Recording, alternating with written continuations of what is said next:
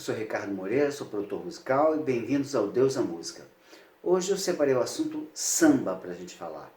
Bom, um pouco o samba mais ou menos na minha vida de produtor musical, como ele aconteceu.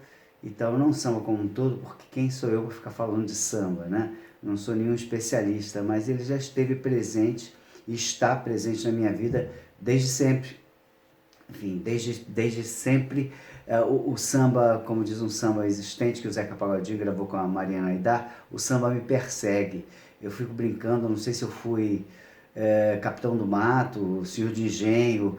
Eu tenho, sem dúvida, um karma com a raça negra. Eu, além de ter um pezinho, graças a Deus, na cozinha, eu tenho, com certeza, algum karma com as manifestações artísticas negras, porque todas as coisas que eu fiz com samba na minha vida deram certo. E eu fico muito contente com isso, de poder contribuir, dar esse retorno, né? Dar esse retorno para um estilo, uma estética tão bonita, tão rica como é o samba, né? E é curioso que eu tenha essa leitura, mas nem sempre a sociedade brasileira como um todo teve essa leitura a respeito do samba, né? Eu lembro que o samba meio que sempre entrou pelo elevador de serviço no tal do clube da MPB. Só que se você for no detalhe, a MPB ela não pode reivindicar o samba como dela. Na verdade, o samba é anterior à MPB. O samba data de 1916, a primeira gravação do Donga lá pelo telefone, Donga e Mauro de Almeida, que compuseram o primeiro samba gravado pelo telefone, foi em 1916. De 1916 até 1965, onde de certa forma acreditam, e eu até concordo com isso, o nascimento digamos, do que a gente chama de MPB em 1965, quando a Elis interpretou Arrastão, que é de Vinícius de Moraes e Edu Lobo, no Festival da Canção. Era muito emblemático aquilo, porque o Vinícius vinha da escola tradicional, vamos dizer assim, bossa novista, né? Ele participando daquele triunvirato fundador da bossa nova, João Gilberto, Tom Jobim e Vinícius de Moraes. Ele compor com o Edu Lobo era uma coisa muito emblemática, né? E de certa forma pautava a nova MPB, ou melhor, pautava a MPB a partir dali, né? A partir dali começou a se tratar, se falar MPB como uma expressão que significava a música popular brasileira, mas que na verdade era uma música classe média, uma música bastante, digamos assim, culta, produzida pelos universitários, com algum posicionamento de esquerda, com algum posicionamento mais, com uma visão mais ampla em termos políticos também, e totalmente em contraponto com aquele status quo, né, que a gente estava ali em 65, um ano depois do golpe militar, né, um pouco antes do famigerado AI-5, então a gente tinha uma sociedade bastante reprimida, e a juventude toda também se ajudava a se expressar através da música nos grandes festivais da canção, seja na torcida, seja no palco. De qualquer maneira, eu dizia isso tudo porque o samba não pode ser filho da MPB, nem pode estar contido na MPB. Na verdade, é mais fácil o samba conter a MPB do que propriamente o contrário. Mas, na verdade, o que aconteceu é que a partir do surgimento da MPB, o samba era sempre que como pensado pelos artistas de MPB com um valor inestimável da cultura brasileira. Então o samba, de certa forma, sempre entrou pelo elevador de serviço no clube da MPB. Sempre foi uma licença poética na MPB o samba.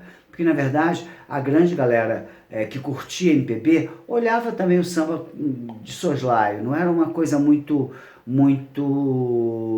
MPB era Chico Buarque, era Caetano Veloso, Milton Nascimento, Gilberto Gil, mas assim, Zequete, Cartola, Candeia, Nelson Cavaquinho e mesmo Bete Carvalho, Martinho da Vila, não eram considerados MPB, eram curtidos e tal, mas com alguma reserva.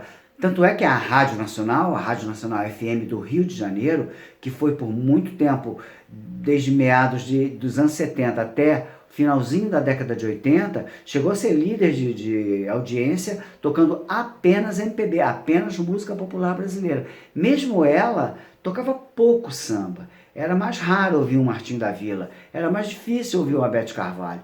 Talvez o nome que tivesse mais trânsito era o Paulinho da Viola, até por uma questão estética, pela manifestação artística do Paulinho da Viola, passar pela leveza, de certa forma, da Bossa Nova e pela leveza também da MPB. E o Paulinho também estava sempre atento a temas um pouco fora, vamos dizer assim, da estética do morro.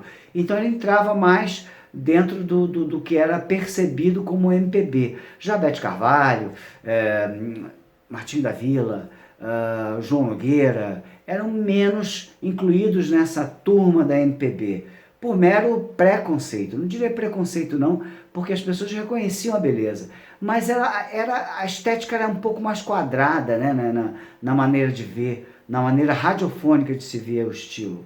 Então esse estilo sofreu, de certa forma, um pouco de reserva mesmo, de quase perseguição com relação a não se enquadrar completamente dentro da estética da MPB.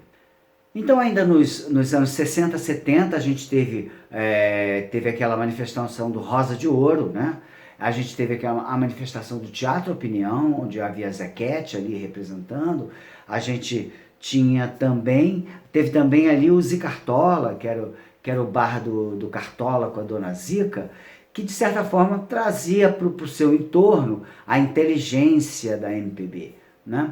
Mas mesmo assim, não foi possível quebrar esse gelo que a MPB tinha com relação ao samba. Então, minha gente, se de certa forma esse gelo já havia sido um pouco quebrado pela Rádio Nacional FM nos anos 70, houve alguns projetos interessantes, aí no caso fonográficos, dos quais eu tive a honra de participar, que deram uma boa chacoalhada nisso. A primeira chacoalhada foi idealizada pelo Max Pierre, com a ajuda do Rio do Hora, que é o Casa de Samba. Era um projeto muito interessante que misturava artistas genuinamente de samba, cantando um repertório genuinamente de samba, com artistas da MPB, artistas pop. Isso deu uma misturada muito, muito sadia, muito, muito interessante. E esse projeto era curiosamente feito numa espécie de terreno que a Universal tinha, no caso ainda era Poligram do Brasil, nos fundos de seus estúdios. Armava-se um grande cenário, um palco, plateia, em cima de um gramado, usava-se como camarins as salas dos funcionários mesmo, da Universal, da presidência, por aí vai, e a equipe de produção era basicamente os funcionários da Poligram que se dispunham a fazer aquilo, e o resto da galera era toda, enfim, eram os músicos, era o produtor, que era o Rio do Hora, o Max, que comandava tudo. Na primeira edição e na segunda edição foi usado esse cenário. Naquele momento, notou-se a importância de ter a independência para a produção de projetos como aquele, projetos que a concorrência não fazia, porque eram muito ousados. Notou-se que precisaria de fazer uma estrutura própria. A Universal Music, aí já a Universal, ela construiu nesse mesmo terreno escritórios onde funcionava o financeiro embaixo.